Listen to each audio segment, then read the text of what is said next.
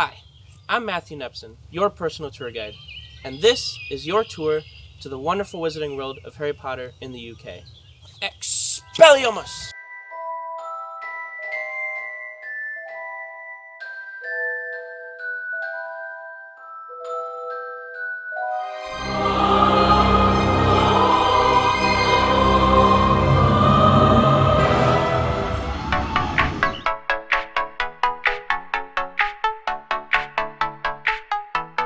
When you think about Harry Potter in real life, the first thought that might pop into your head, especially if you are from the United States, is Universal Studios theme parks in Orlando and LA with real-life recreations of all the major movie locations. This is not what this video is about. This video is the real deal. Today, we'll be visiting everything related to Harry Potter in the UK.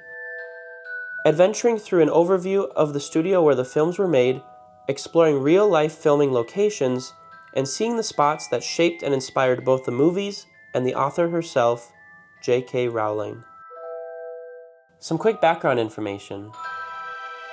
During the summer of 2024, I had the privilege to study abroad in Europe. During that time, I visited the UK on a few occasions. Although not specifically seeking most of these locations out for the films, I realized afterwards that I had visited many sites important to the cinematic universe, and this video will be covering all of them. We'll begin at the filming studio, make our way through London, continue through Oxford and the English countryside, and wrap up in Scotland.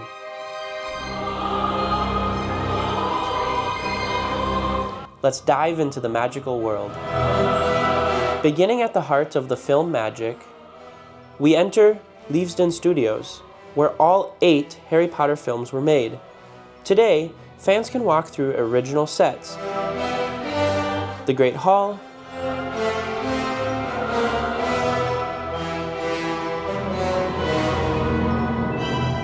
Diagon Alley,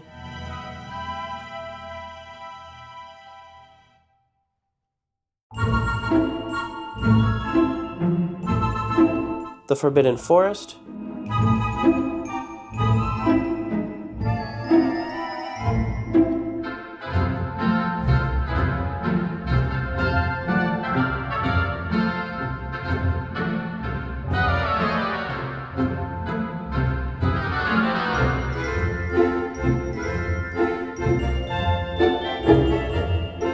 Privet Drive,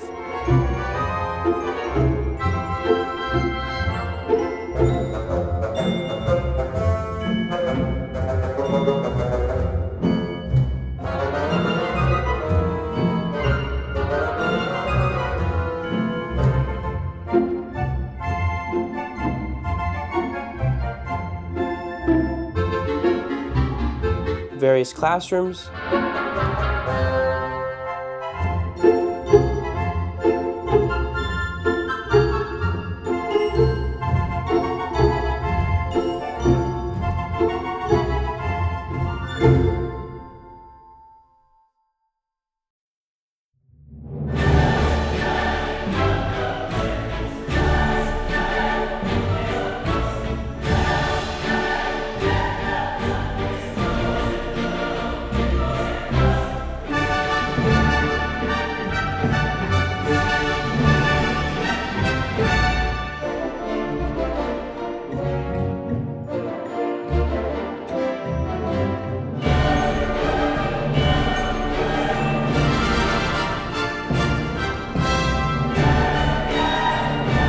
and even board the actual Hogwarts Express on platform 9 3/4. Yes, you heard me right. The Hogwarts Express, originally the Great Western Railway's Alton Hall, is a real-life steam locomotive built in 1937.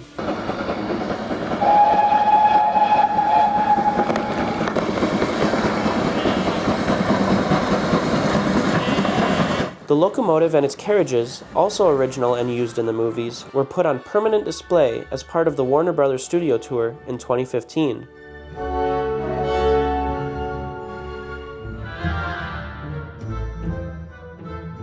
The engine and carriages are owned by West Coast Railways, which we'll hear more about at the end of this video.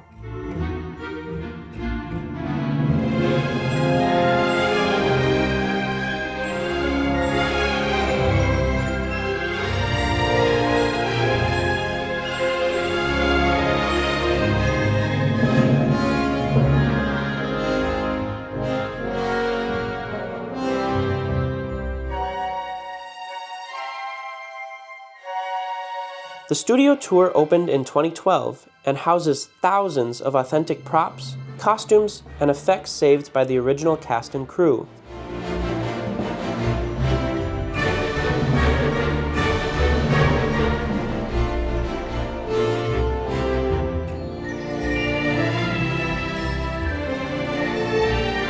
Newer expansions let you step into Gringotts Wizarding Bank and interact with wand choreography.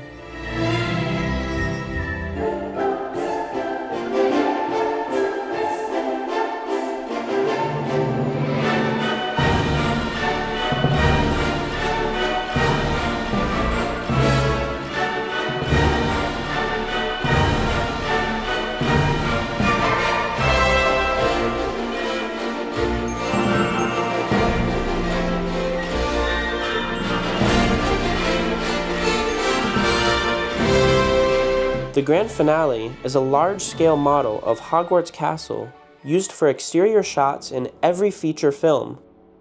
The model, which took 86 artists and crew members to build, is over 50 feet or 15 meters in diameter and contains more than 2,500 fiber optic lights to simulate torches and windows.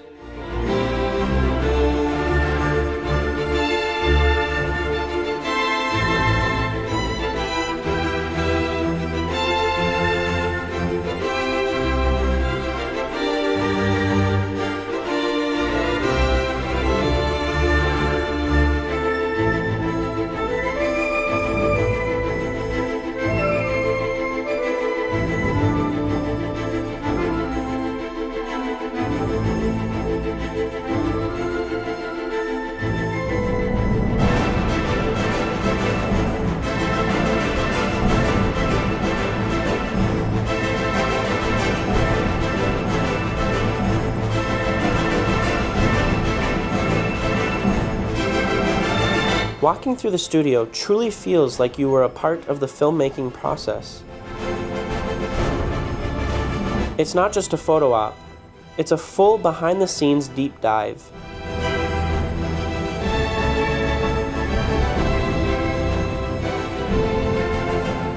Pro tip, book your tickets well in advance as the tour is very popular and can sell out. Today is just an overview, and a full studio tour video is coming in the future. Moving into London itself, we begin at where the Hogwarts Express begins its adventure, platform 9 3/4. Or is it platform 4 and 5? And hold on, I thought the train left from King's Cross Station, but the scene from the Chamber of Secrets doesn't look anything like King's Cross.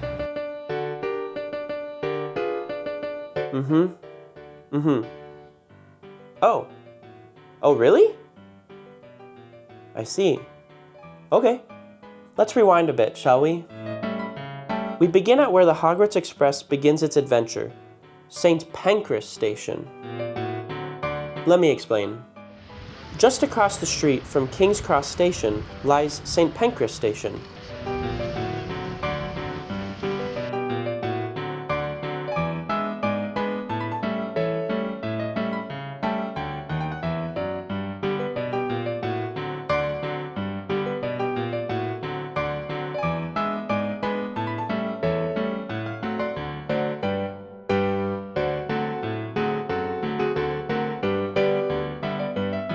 A much grander Gothic Victorian design compared to King's Cross's industrial brickwork. Because of this, filmmakers decided to use St. Pancras for the brief exterior shots as seen in the Chamber of Secrets. Don't worry, King's Cross Station was still used for the interior shots, but with some slight adjustments. With no actual divide between platforms 9 and 10, platforms 4 and 5 were utilized instead, being renumbered for filming.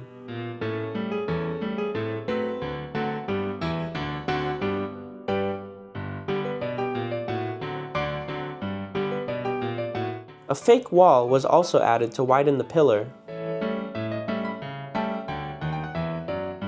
The bridge you see in the background here replaced the old bridge that Harry and Hagrid walked over to get to platform 9 3/4.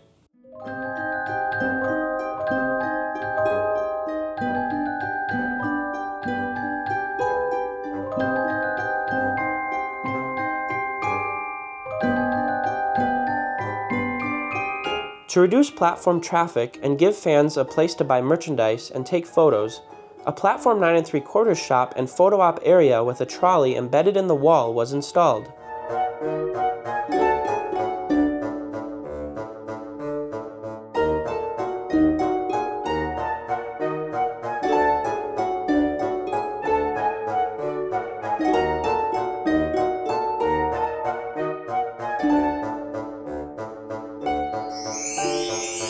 King's Cross, featured in Harry Potter and the Philosopher's Stone, or the Sorcerer's Stone in the US, the Chamber of Secrets, the Prisoner of Azkaban, and the Order of the Phoenix. The 19 years later scene in Harry Potter and the Deathly Hallows Part 2 was filmed in a replica station built in the studio.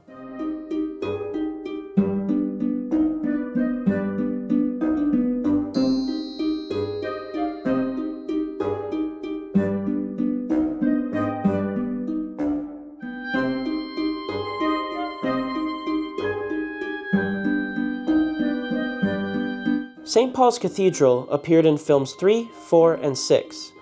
St. Paul's is over 1,400 years old and has been rebuilt 5 times.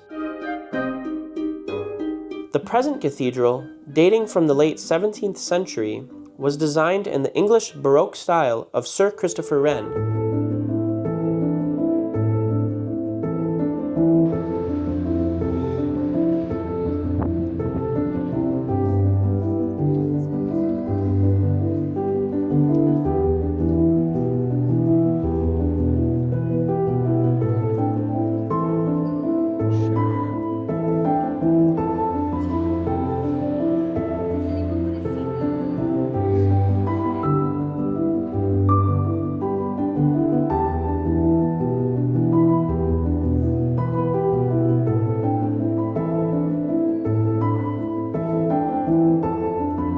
In The Prisoner of Azkaban and the Goblet of Fire, the cathedral's clock tower staircase served as the tower staircase leading to Professor Trelawney's divination classroom. A fun Easter egg: the exact same shot was used for both films.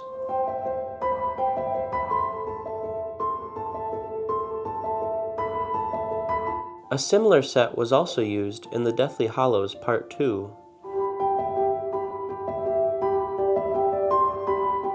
The Half-Blood Prince provided viewers with St. Paul's beautiful exterior, however, with a dark undertone happening beneath it.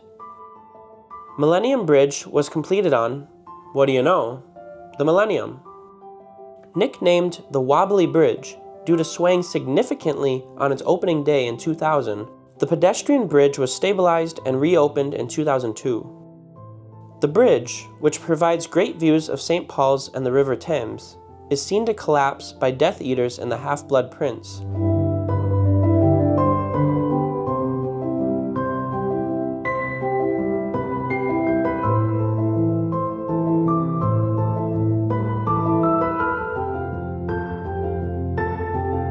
Funnily enough, on my travels I got the reverse angle, an aerial view of Millennium Bridge from the dome of St. Paul's instead of the film's distant shot of St. Paul's with the bridge up close. Moving down the River Thames, Tower Bridge is an iconic London landmark, built between 1886 and 1894. We're here.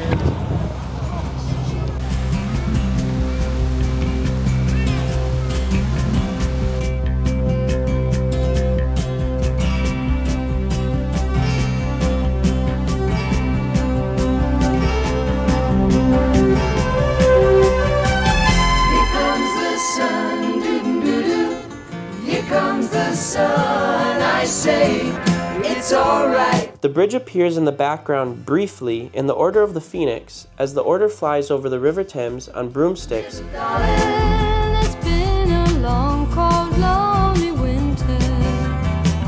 And again in the Half-Blood Prince as the Millennium Bridge collapses. Other landmarks during the Order's flyover include Westminster Bridge, the Palace of Westminster, and its famous structure, the Elizabeth Tower, more widely known by the nickname given to the bell inside of the tower, Big Ben.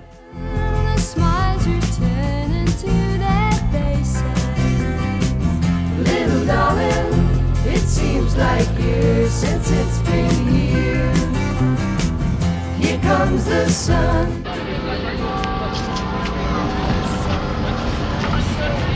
It's alright.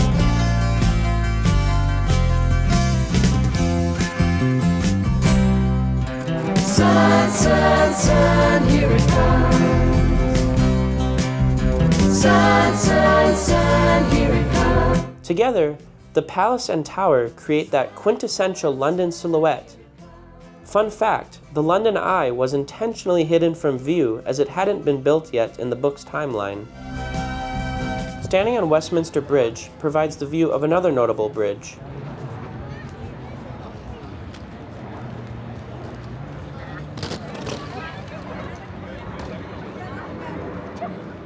In The Prisoner of Azkaban, we see the night bus bolting across Lambeth Bridge as it literally squeezes between two double-decker buses heading in the same direction.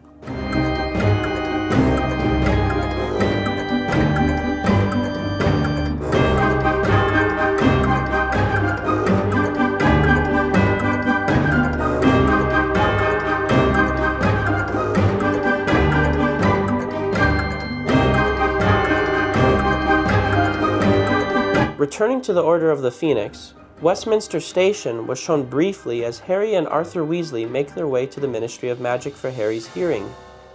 The station was closed for an entire day for filming. Fun fact, Harry and Mr. Weasley both enter and exit at Westminster Station during the journey.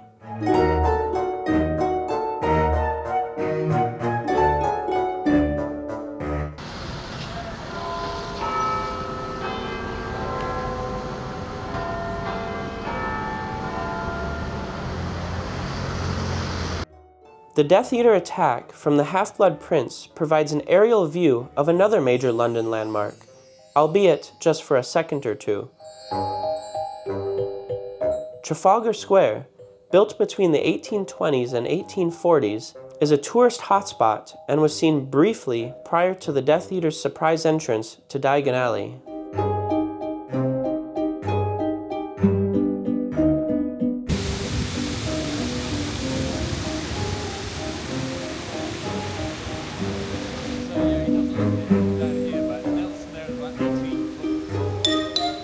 Finishing up London with Deathly Hallows Part 1, we find ourselves apparating with the trio to Piccadilly Circus, right into London's chaos and neon lights.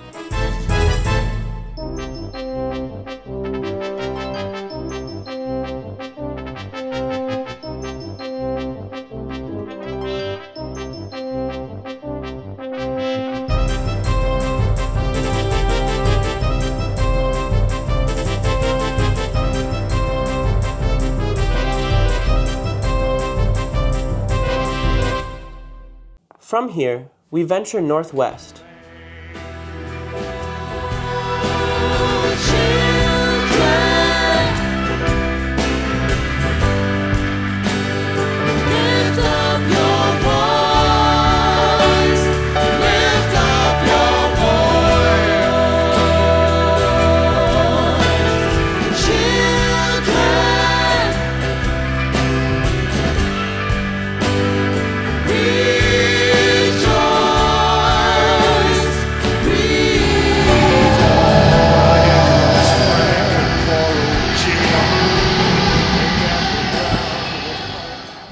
Arriving at one of the most famous universities in the world.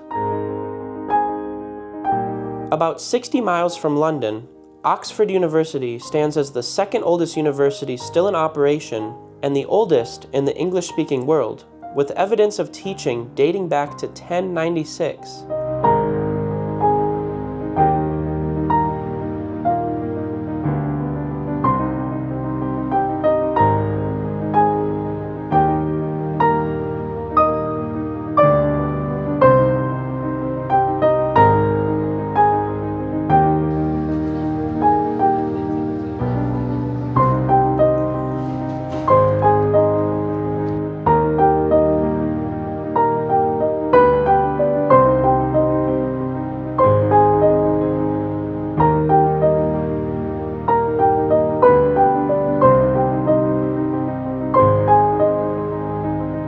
The school has produced many notable alumni, including J.R.R. Tolkien, C.S. Lewis, Stephen Hawking, Oscar Wilde, Margaret Thatcher, Hugh Grant, and even the beloved Mr. Bean. Rowan Atkinson attended the school for a time. Christ Church College is widely recognized as the inspiration behind arguably the most defining interior feature of Hogwarts, its Great Hall.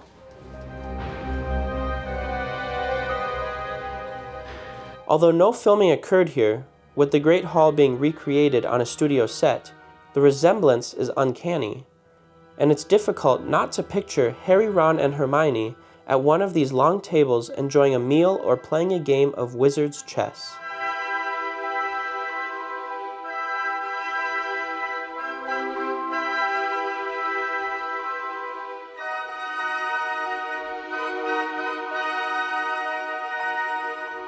A scene that was filmed on site involved the Christ Church staircase. Portrayed in The Philosopher's Stone when Harry first meets Professor McGonagall and Draco Malfoy.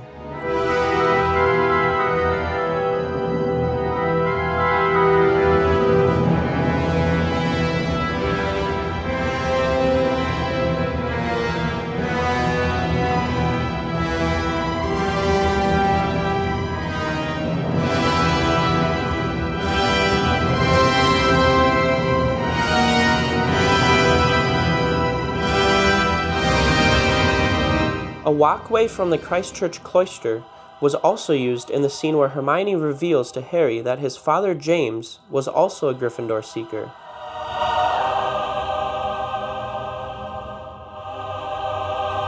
The Bodleian Library. Oxford's main research library also doubled as the Hogwarts Library, being used for multiple interior shots in various films.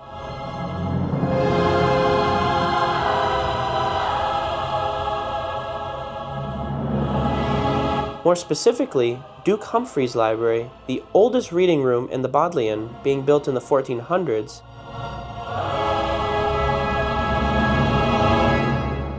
served as the Hogwarts Library and the restricted section in the first two films.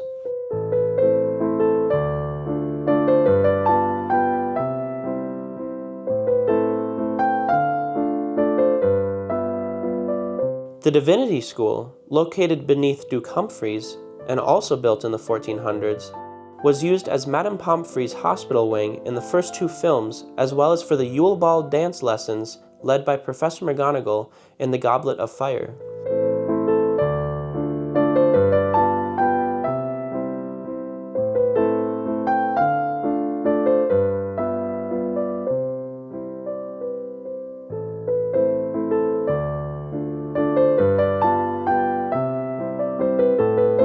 Unfortunately, we were unable to see these spots firsthand during our visit. Passing through the scenic Yorkshire countryside on our journey north, a cathedral appears in the distance. Also, unfortunately, only seeing it from a distance on this visit. Serving as a key basis for the design of Hogwarts Castle and used extensively in the first two films, Durham Cathedral rises above the surrounding area. The cloister walkways are the very same hallways students used to come and go from Professor McGonagall's Transfiguration classroom.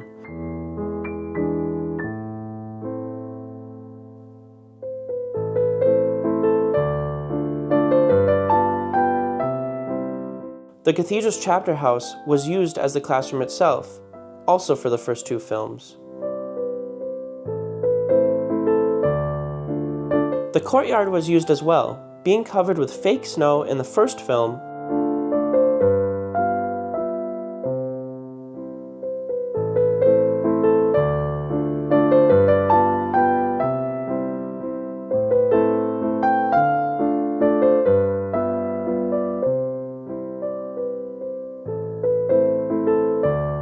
and used during the infamous Eat Slugs argument in the second film.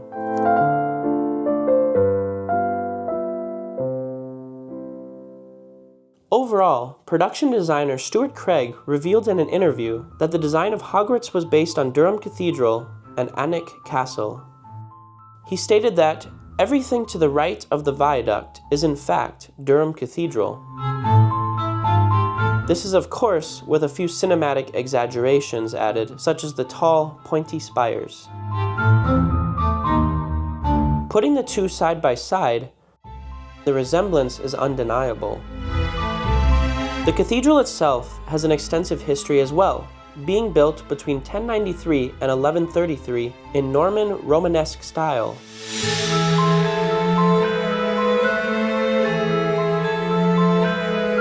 I hope to visit properly on my next trip to the UK.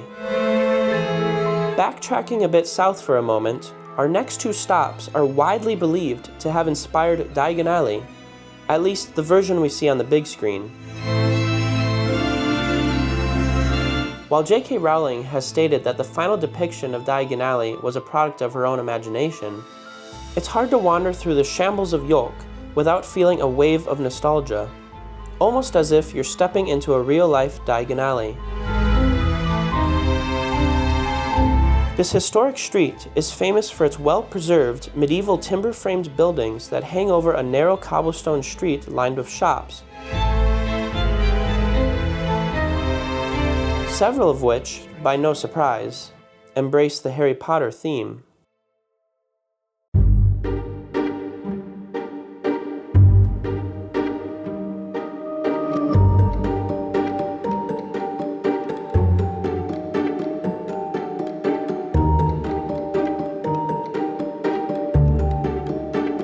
To reach the next possible Diagon Alley inspiration, one that is perhaps more credible given that J.K. Rowling lived and wrote significant portions of the series there, we need to head north, to Scotland. And Edinburgh. This train is full of 9.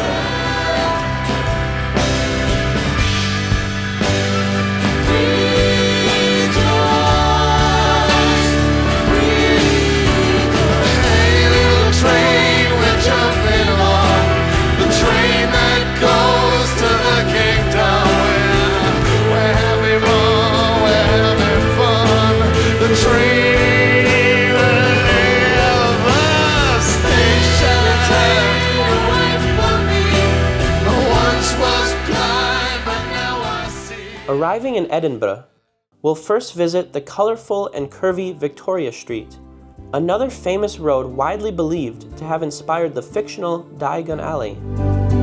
The street is full of a unique mix and match of independent businesses and was given the name Victoria Street in 1837 to honor Queen Victoria.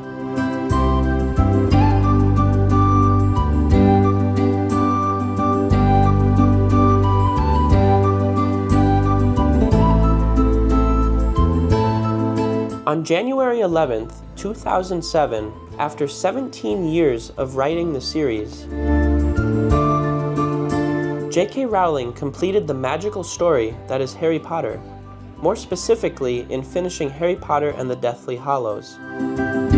The 5-star Balmoral Hotel in Edinburgh, Scotland, had the privilege of being the location where this event occurred.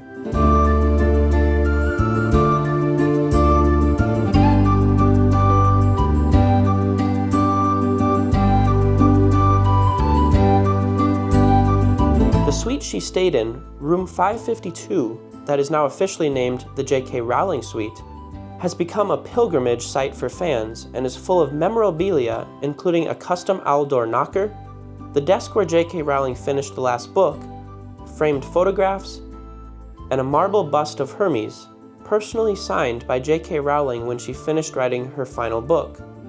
The bust is encased in a protective glass case.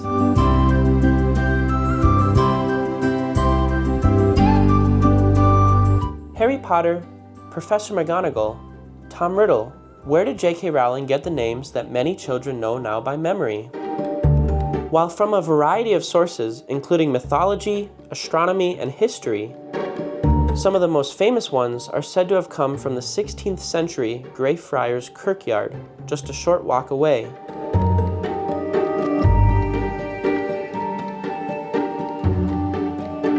Walking through the cemetery, which in itself is famous for its connection to Greyfriars Bobby, a loyal Skye Terrier who reportedly guarded his owner's grave for 14 years after his death in 1858, one is given a chance to reflect. A statue of Bobby stands near the kirkyard, and many visitors rub his nose for good luck. Though J.K. Rowling has denied any such connection to the graveyard, many big names from the Harry Potter series can be found here, including Potter, Riddle,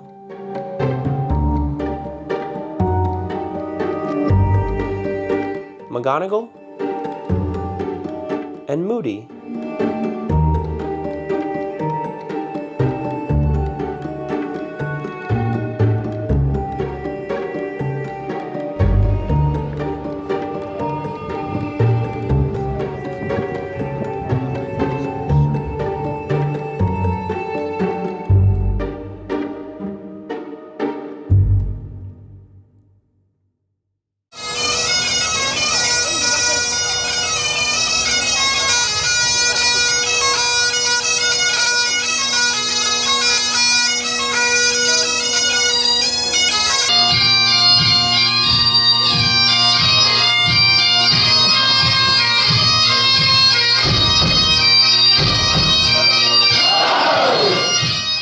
Our final few destinations will involve us leaving the big city and venturing out into the Scottish Highlands.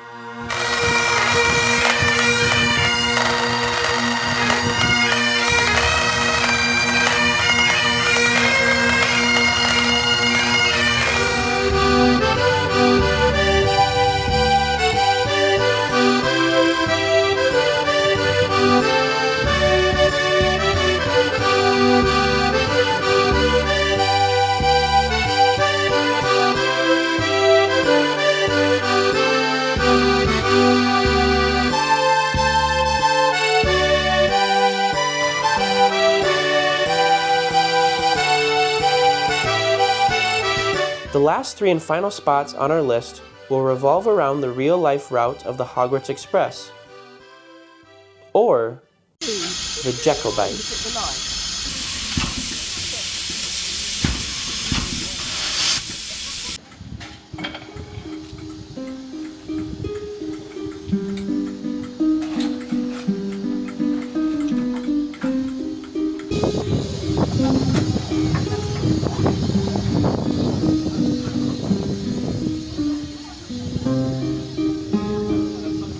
Often called the greatest railway journey in the world, the Jacobite travels through the Scottish Highlands between Fort William and Milleg.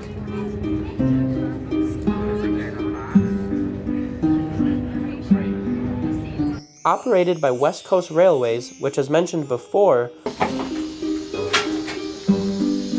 provided the Hogwarts Express engine and carriages for the films.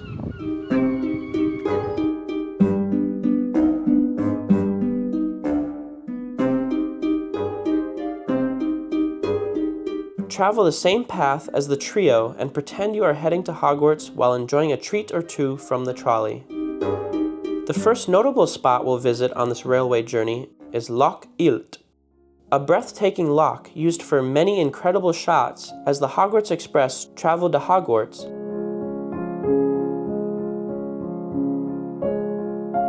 And more famously, the site of Dumbledore's grave.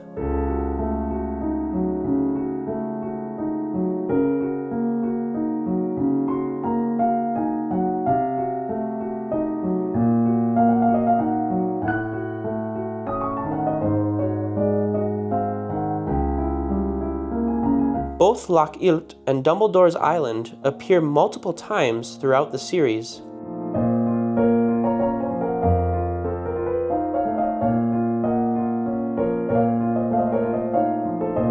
Including the Chamber of Secrets,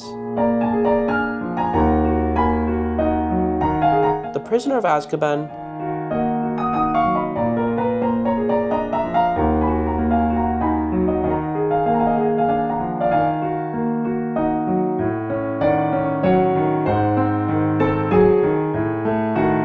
the Goblet of Fire,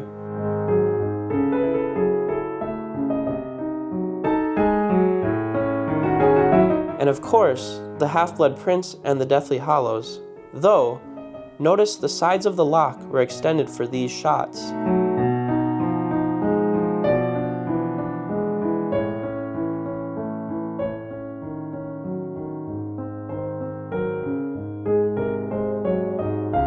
The second loch we'll visit is the picturesque Loch Sheil, better known to fans as the original Black Lake and for the iconic image of Hogwarts Castle sitting atop the mountains.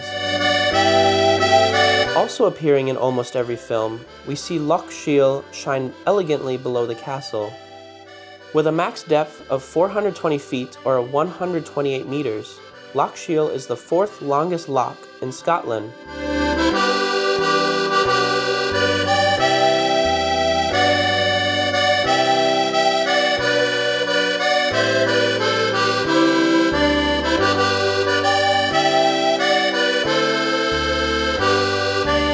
Standing on the same side as our final landmark, the Glenfinnan Monument was built in 1815 to commemorate the clansmen who fought in the Jacobite Rising of 1745.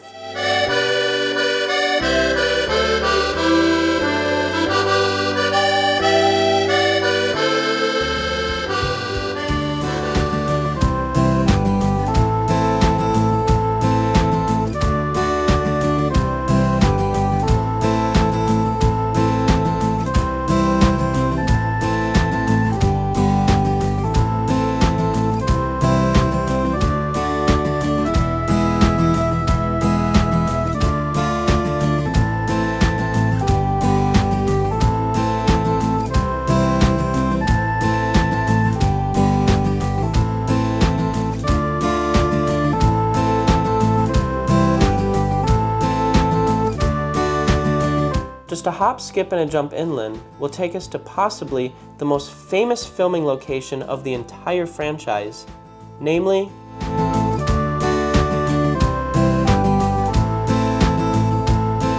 the Glenfinnan Viaduct.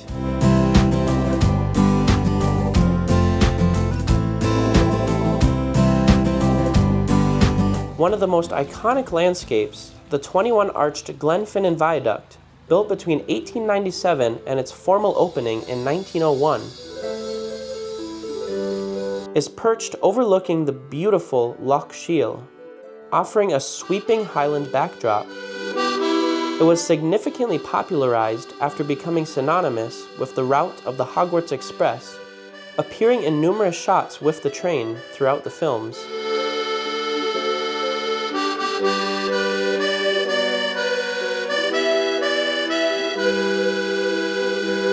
The first and most famous appearance is in the Chamber of Secrets when Harry and Ron almost ran into the train with the flying Ford Anglia. The train was also stopped here during The Prisoner of Azkaban, and a dramatic sweeping shot with Loch Sheil in the background appeared in The Goblet of Fire. Aside from the tourist attraction, the viaduct still operates today for regular service as part of the West Highland Line. For Harry Potter fans, however, the Jacobite offers rides between early April to late October, and I cannot emphasize enough the need to book tickets early.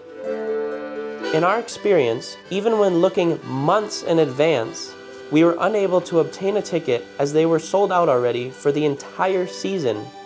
However, West Coast Railways accounts for this, and if you're lucky, the conductor may have a few extra cash-only tickets in hand.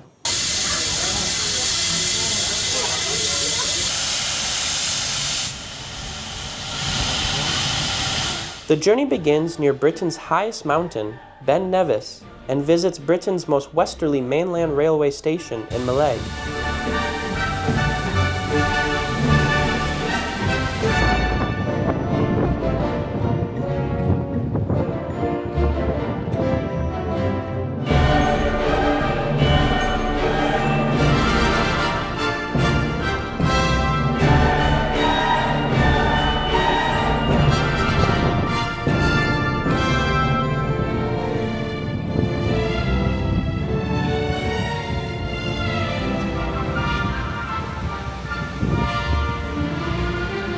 The train also passes close by the shortest river in Britain, River Morar, and the deepest freshwater loch in Britain, Loch, which was used when the film producers wanted to show the Black Lake's immense size, as seen during Buckbeak's flight in The Prisoner of Azkaban.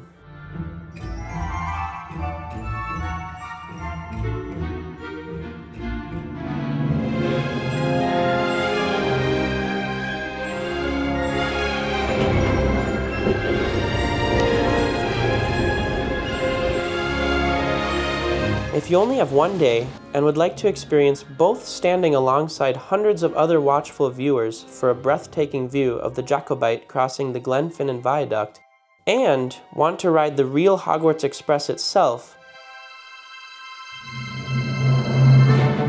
take advantage of the fact that there are actually 2 Jacobite steam trains that operate daily.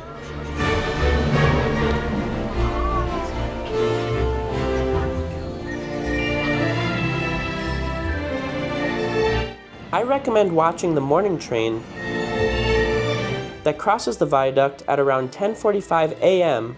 and ride on the afternoon train that departs Fort William around 12:50 p.m.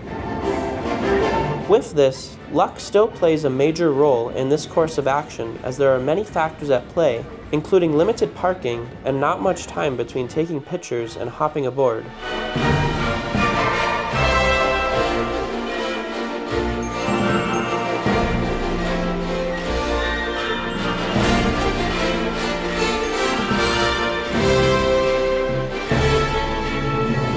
With all of this said, now sit back, relax, and enjoy the beautiful Jacobite steam train chugging across the Glenfinnan Viaduct.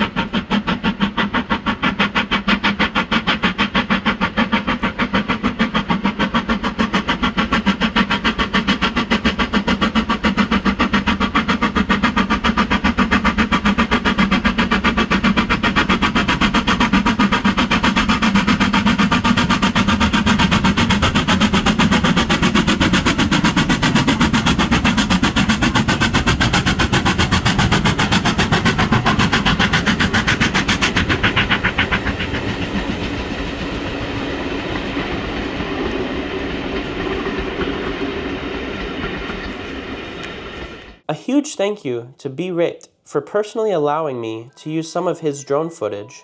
His similar video is linked in the description. Before we conclude, you may have noticed a few prominent locations missing from this video. While I was fortunate enough to visit many iconic locations from the Harry Potter universe, there are still many to explore on our future visit to the UK.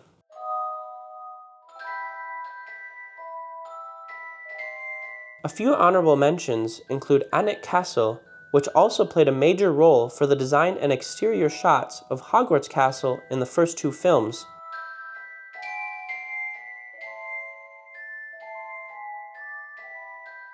Hardwick Hall, which played as Malfoy Manor, Glenfinnan Station, which played as Hogsmeade Station in the first film,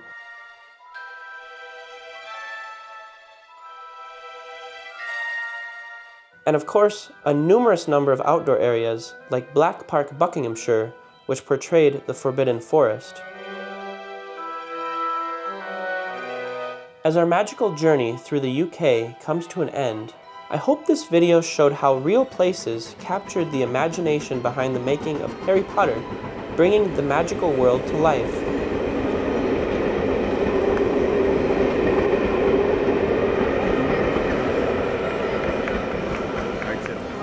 From the detailed film sets at Leavesden, to England's historic landmarks, and to the dramatic Scottish Highlands, these locations reveal the immense creativity and craftsmanship behind so many of our childhood memories. I hope you enjoyed this video and exploring Harry Potter in the UK with me. If you did, feel free to hit that subscribe button, leave a like, and comment down below, telling me your favorite filming location. Until next time, mischief managed.